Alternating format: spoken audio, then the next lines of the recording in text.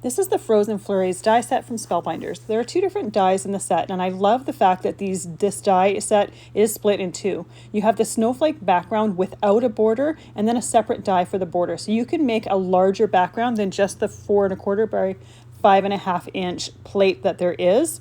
I used it to create a background with some double-sided tape as well as distress glaze and some glitter. It creates a really cool snowy background with lots of different texture between that embossing glaze and the glitter that I'm using for the snowflakes. You don't have to get as complicated with this if you don't want to. You could just use some specialty cardstock. You could die cut it out of glitter cardstock and then glue it onto a background or an ink blended background.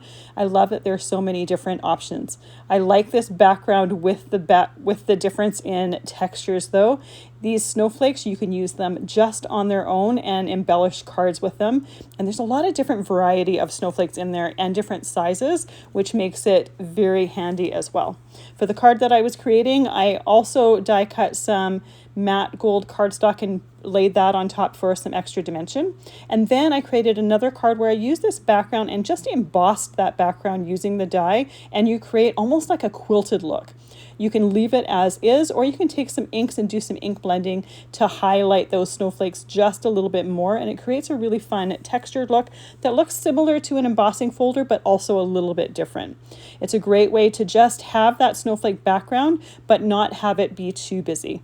This is a fantastic die set. I know I'll be using it for a ton of different winter cards because it's so versatile.